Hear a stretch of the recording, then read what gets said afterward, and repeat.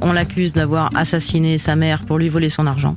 Les faits sont vraiment très choquants, avec beaucoup de sang, une multitude de coups de couteau qui ont été portés sur une pauvre femme de 70 ans. Nous sommes en août 2009, à la Courneuve, en Seine-Saint-Denis. Imaginez une de ces barres d'immeubles, des cités HLM typiques des années 60. C'est un jour d'été, vous savez, quand tout va au ralenti. Le crime s'est déroulé dans l'appartement de la victime.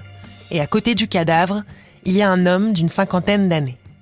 Mon client est celui qui va appeler les secours en expliquant qu'il revient d'aller faire son loto quotidien et qu'il trouve dans l'entrée de son domicile sa mère dans une mare de sang avec des blessures sanguinolentes dont il ne connaît pas l'origine et dont il tente de décrire la teneur aux pompiers. On a la retranscription de l'appel. Les secours arrivent sur place.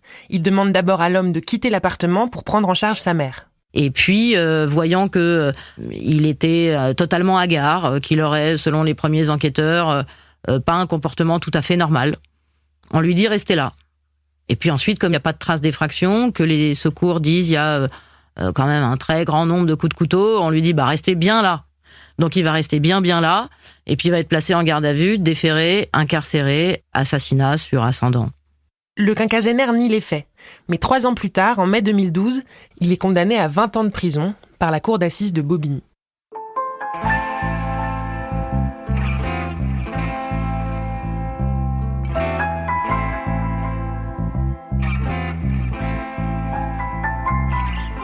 Louise Storr est avocate au barreau de Paris depuis 2004.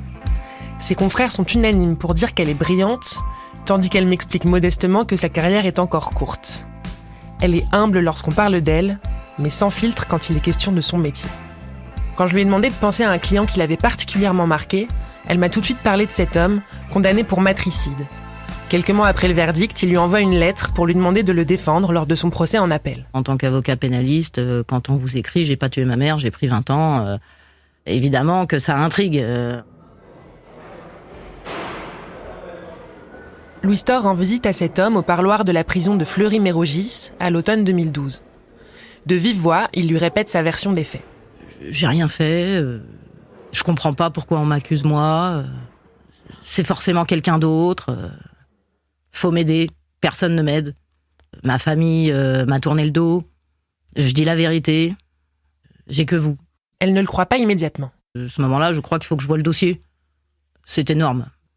Je me dis qu'il a pas l'air totalement délirant, que contrairement à d'autres clients, il parle pas à des mouches, qu'il fait peut-être pas partie de la population pénitentiaire atteinte de troubles psychiatriques, mais que néanmoins, ça peut être quelqu'un qui dit pas tout à fait la vérité. Je suis curieuse. S'il n'est pas fou, c'est peut-être un bon comédien. Tous les avocats vous le diront, les prisons sont pleines de coupables qui clament leur innocence. La grande question, c'est comment savoir si un client vous ment. Comprendre ce qui se tisse entre une personne accusée de faits aussi graves et son avocat ou son avocate, moi, ça me passionne. Est-ce que Louise Storr a face à elle un homme qui dit vrai ? Est-ce que c'est son rôle de lui faire dire la vérité ? Et comment on se sent quand on accompagne quelqu'un que tout accuse ? L'avocate n'en est pas là. Oh, c'est trop tôt. Mais petit à petit, ces questions vont toutes se poser. Louise Storr n'est pas au bout de ses surprises. Et nous non plus. Je m'appelle Margot Lanuzel. Bienvenue dans Mon client et moi, un podcast qui vous plonge dans la tête des avocats pénalistes. Il y sera question d'empathie, de clients accusés de faits horribles qu'il faut malgré tout défendre, et d'avocats qui jettent l'éponge. Mais vous l'aurez compris, dans cet épisode, on va parler de la vérité.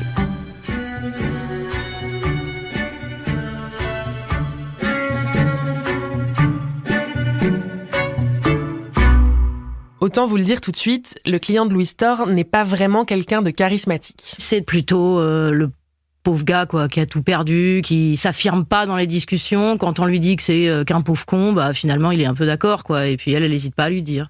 Elle, c'est sa mère, chez qui il habitait après un parcours chaotique. C'est quelqu'un qui a une vie qui avait bien commencé, qui avait toujours travaillé, qui avait une femme, des enfants, et puis qui petit à petit s'est cassé, perdu son boulot, tombé dans l'alcool, tombé dans les médicaments, retombé à la charge de sa mère. Le premier mobile avancé par l'accusation, c'est l'argent. C'est sa mère qui gérait les dépenses et qui lui donnait les petites sommes qu'il avait le droit de dépenser chaque jour. Le deuxième, c'est la relation qu'ils entretenaient, Elle le rabaissait constamment. Et s'il avait fini par péter les plombs? Compte tenu du nombre de coups qui avaient été reçus par cette femme, le premier réflexe qu'on a, c'est forcément nombreux coups, donc personne proche. Si personne proche, enfant, il y en a un sur place. Bon, très bien. Bref, son client, c'est le coupable idéal. Mais en étudiant le dossier de plus près, plusieurs éléments chiffonnent Louis Storr. Il y a d'abord un autre fils de la victime qui est connu pour avoir déjà piqué dans la caisse, comme elle le dit. Il y a aussi le scénario d'un cambriolage qui aurait mal tourné. L'appartement a été retourné de fond en comble. Et puis surtout, ces pistes n'ont presque pas été explorées par les policiers. Le crime s'est déroulé en plein mois d'août, le dossier a traîné, et l'avocate estime qu'il a été bâclé. Est-ce que son client est innocent pour autant? Elle n'en sait rien. Moi, si je me demande à moi, est-ce que je suis sûre à 100%? Non, mais est-ce que j'ai besoin d'être sûre à 100% pour y aller? La seule question dont j'étais certaine de la réponse, c'est est-ce qu'il y a un doute? Et j'étais sûre qu'il y avait un doute. Louis Storr choisit donc d'accepter de défendre ce client.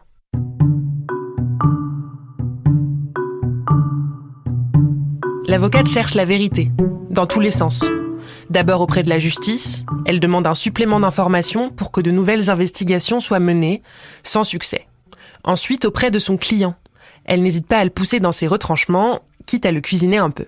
Je vais pas plaider un acquittement devant une cour d'assises en me disant oh, c'est sûr c'est lui. Moi je suis très blagueuse déjà je fais des blagues. Je dis bon alors monsieur aujourd'hui on reconnaît le fait.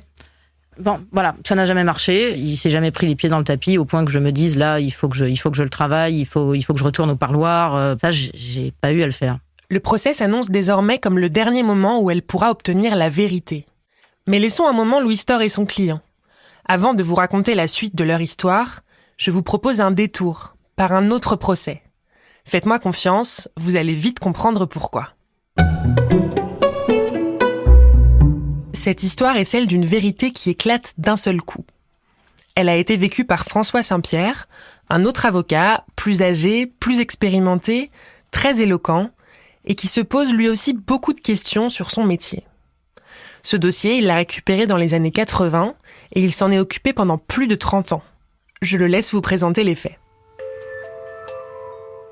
Nous sommes en 1977, à Nice. C'était donc il y a bien longtemps. Et mon client est accusé d'avoir tué, assassiné son amie, sa compagne, sa maîtresse. En fait, elle a disparu. Elle a quitté Nice sans laisser aucune trace. Mais au bout d'un moment, sa famille s'inquiète et les soupçons se portent sur mon client, justement, parce qu'il était son amant et parce qu'il a une attitude qui peut paraître suspecte. Il ne semble pas affecté par la disparition de sa maîtresse. Quand il est interrogé, il lève les yeux au ciel, en ricanant. Et puis, il a un mobile. Sa maîtresse est une femme très riche. Elle lui avait versé d'importantes sommes d'argent. Mais il n'y a aucune preuve matérielle, et c'est là-dessus que l'avocat va construire sa stratégie de défense. Sans corps ni scène de crime, comment peut-on faire un procès à quelqu'un? Cette stratégie fonctionne en première instance, mais pas en appel. L'homme est condamné à 20 ans de prison. Mais François Saint-Pierre crie à l'injustice. Il porte le dossier jusque devant la Cour européenne des droits de l'homme, en dénonçant un procès inéquitable. Et en 2013, 36 ans après les faits, il gagne. Son client va être rejugé.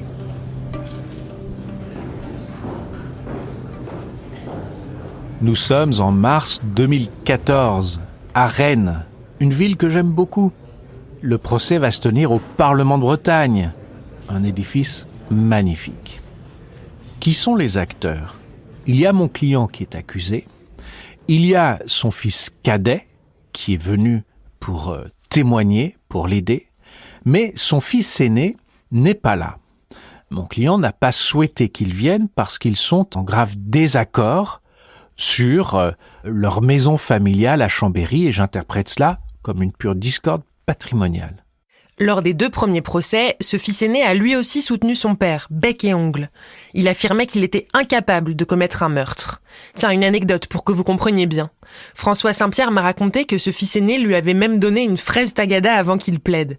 Oui, une fraise tagada, comme un porte-bonheur pour que son père soit reconnu innocent. Mais maintenant, la famille est minée par cette affaire et les liens se sont distendus. Ils ne vont pas tarder à se briser, définitivement. Le procès se déroule 1 semaine, 2 semaines, 3 semaines. Les policiers qui ont mené l'enquête dans les années 70 sont là, bien vieillis, à la retraite. Il y a une sorte de routine qui s'installe et peut-être de lassitude où plusieurs expriment le fait que les années ont passé, finissons-en quoi. Il n'y a pas de preuve, autant la quitter. Et puis c'est comme ça demeurera un mystère. On ne peut pas dire qu'on connaît la vérité. Mais mieux vaut un mystère qu'une injustice. Voilà ce qui se disent les gens. 2 témoignages vont bouleverser ce procès.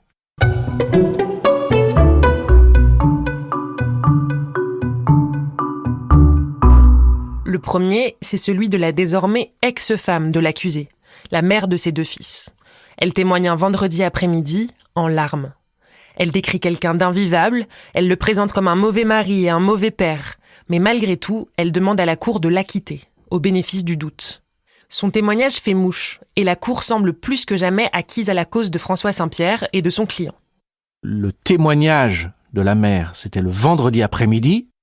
Tout le monde part pour le samedi, le dimanche en se disant « Nous allons vers un dénouement ».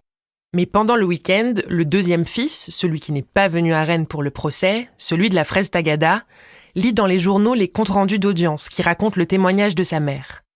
Et c'est là que tout bascule. Le lundi matin, je sens tout de suite en arrivant au tribunal qu'il se passe quelque chose parce que le président a un visage qui est grave, tendu. L'audience est ouverte et il dit voilà, nous avons reçu une lettre du fils aîné de votre client. Je vais en donner lecture. J'ai souhaité vous rencontrer pour vous faire part de mon cas de conscience lié au procès de mon père. Je suis convaincu qu'il est bien le meurtrier de sa maîtresse. J'en suis arrivé à cette conclusion à la suite des révélations que m'ont faites à la fois mon père et ma mère. Vous imaginez le coup de tonnerre ? Le fils écrit que son père a tué son amante d'une balle dans la tête avant de jeter son cadavre dans une rivière. Et qu'il l'a même entendu dire « De toute façon, je suis tranquille tant qu'il ne retrouve pas le corps ». C'est évidemment ce que l'on peut appeler un coup de théâtre. La situation commence très sérieusement à vaciller et je vois bien dans le regard des jurés que le doute s'est instillé, vraiment. Et 2 jours plus tard, le fils de l'accusé vient enfin témoigner en personne. Il tient un discours calme, pondéré, rationnel, pour raconter ce qu'il a dit. Et pire encore, il dit que j'étais au courant. Et je peux vous dire que les jurés ont louché sur moi, l'air mauvais, méchant, me disant « Mais quoi, vous nous avez menés en bateau ou quoi ?» Dans la salle, dans le public, des gens se mettent à me huer. C'est le pire moment de ma vie d'avocat, ce moment-là. La cour considère désormais que son client est coupable et elle voit François Saint-Pierre comme le complice de son mensonge. Vous imaginez ma solitude ? Tout seul sur ce banc de cour d'assises, avec ce client derrière moi antipathique qui ne pouvait se lever que pour dire « Mais mon fils, il est fou, faut pas l'écouter. » Ça ne pouvait convaincre personne. L'avocat va alors donner une dernière chance à son client de changer sa version. Devant la cour, il lui demande s'il a quelque chose à ajouter, mais il n'obtient rien. C'est terrible le métier d'avocat dans certaines situations. Que va-t-il faire ? Comment défendre quelqu'un dont la culpabilité paraît soudain tellement évidente ? Moi, je réfléchis. Évidemment, je suis comme tout le monde. Je peux douter, je peux me dire « Mais est-ce que vraiment j'ai fait fausse route ?» Lorsque je repense à toutes nos conversations, il a pu essayer de me manipuler. Et alors ? C'est vieux comme le monde. Nous, les avocats, nous savons cela. C'est pas un motif de rupture, bien que nous demandions à notre client d'être loyal avec nous. Mais c'est dans l'ordre du possible. L'essentiel, c'est que l'avocat en soit conscient, le discerne. Le coup de théâtre encaissé, François Saint-Pierre ne change donc pas de ligne. J'ai bien réfléchi et j'ai continué. Quelques jours plus tard, il plaide. J'ai devant moi mon ordinateur. Pas de dossier papier. Cet ordinateur, il est ouvert, je le ferme. Je me mets au milieu de la salle et je dis aux jurés, aux magistrats, que j'ai fermé ce dossier pour leur parler de la façon la plus sincère et leur dire ce que j'en pense. Que ça fait des années que je me bats pour cet homme, que je n'aurais jamais dépensé autant d'énergie si j'avais pas eu la conviction de son innocence, et encore moins si j'avais eu la conviction de sa culpabilité. C'est évident. Mais l'argument ne prend pas sur le jury qui a déjà choisi sa vérité. François Saint-Pierre comprend qu'il a perdu. Je m'assieds sur le banc de la défense, je guette. Enfin, la sonnerie retentit. Le juge rentre, les jurés, et il lit le verdict. Et il dit que la cour d'assises déclare mon client coupable et le condamne à 20 ans de réclusion criminelle. Et c'est ainsi que c'est fini cette histoire.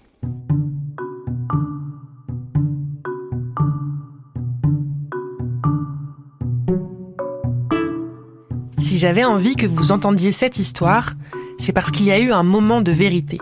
Même si c'est rarement aussi spectaculaire, ça arrive souvent pendant un procès.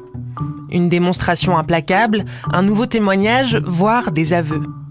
Un moment de vérité, c'est justement ce qu'espère Louise Thor, l'avocate de l'homme accusé de matricide. On la retrouve aux assises. Nous sommes à Évry, en novembre 2014, et son client n'a pas changé de version des faits. Il assure toujours être innocent, ce n'est pas lui qui a tué sa mère. Pour le défendre, l'avocate s'accroche aux autres hypothèses, celles qui, selon elle, ont été négligées pendant l'enquête. Mais elle a l'impression que les membres de la cour ont déjà choisi leur camp. J'étais un petit peu le caillou dans ce rouage si bien huilé qui faisait qu'on devait tous rentrer tôt, pas s'ennuyer, et puis voilà, bon, le pauvre gars, on va essayer de pas lui taper trop fort sur la tête, mais maître, arrêtez de nous faire perdre notre temps. Et puis moi, à chaque fois, non, mais j'ai encore 17 questions aux policiers. Évidemment, les gens avaient envie de me tuer à la cantine, heureusement que j'y étais pas invité, quoi. Pendant les 3 jours que dure l'audience, Louise Thor est seule contre tous. Au moment de plaider, elle répète que le droit français repose sur un principe fondamental, le doute doit profiter à l'accusé. Je me dis quelle pression, je me dis heureusement que la peine de mort n'existe plus. Elle attend le verdict. Moi, j'ai toujours l'habitude d'abord de fumer 37 cigarettes avant d'aller traîner dans un centre commercial à la recherche de quelque chose pour me détendre.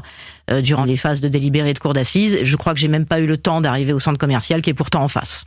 Je suis arrivée, j'étais déjà en larmes, parce que je sais, 1h30 de délibéré dans un dossier comme ça, je sais, c'est foutu. La peine est légèrement réduite. Elle passe de 20 à 18 ans de prison. Mais Louise Thor n'arrive pas à s'en réjouir. Soit son client est innocent et elle a échoué à faire entendre une autre version des faits à la justice, soit il est coupable et il ne s'en expliquera jamais. Dans les 2 cas, le moment de vérité n'a pas eu lieu. C'est un sentiment d'échec complet. Je sors de la salle d'audience avec les mêmes doutes que ceux avec lesquels je suis rentrée. Elle reprend sa vie d'avocate avec d'autres dossiers, d'autres clients. Une fois que les personnes sont définitivement condamnées, on le sait tous, ils font des pourvois en cassation qui servent à rien, mais les carottes sont cuites, les jeux sont faits, terminés. Moi, je suis pas un proche, donc je disparais. Quelques mois plus tard, son client la contacte à nouveau. Il continue à nier les faits, mais il voudrait qu'elle le représente devant le tribunal d'application des peines pour obtenir un aménagement. C'est une fin de non-recevoir de mon côté, en disant autant aller leur lire l'annuaire chinois. Ça marchera à peu près aussi bien. Donc si c'est pour ça, merci mais non merci. Donc je lui dis ça, et puis bien plus rapidement que je l'aurais pensé, il demande à ce que je revienne le voir au parloir. Elle accepte d'y aller. Il me dit, en pleurant, c'est moi. Ça vient un peu comme quelque chose il m'a presque convoqué pour ça, quoi. Ça y est, c'était cuit. Il était capable de le digérer. La vérité surgit à ce moment-là, sans qu'elle s'y attende. Il dit qu'il a... ce qui me vient, c'est péter les plombs, mais c'est cette expression-là que elle s'est rendue compte, c'était un des scénarios qui était privilégié également par l'accusation. Elle s'est rendue compte que pour ces petits lotos, il tapait un peu dans ce dans quoi il n'avait pas à taper, et puis elle lui a crié dessus pour des questions d'argent. T'es qu'un bon à rien, et voilà. Et Louise Thor est la première personne à qui cet homme avoue les faits. Et elle exclut qu'il le fasse dans le seul but d'obtenir un aménagement de peine.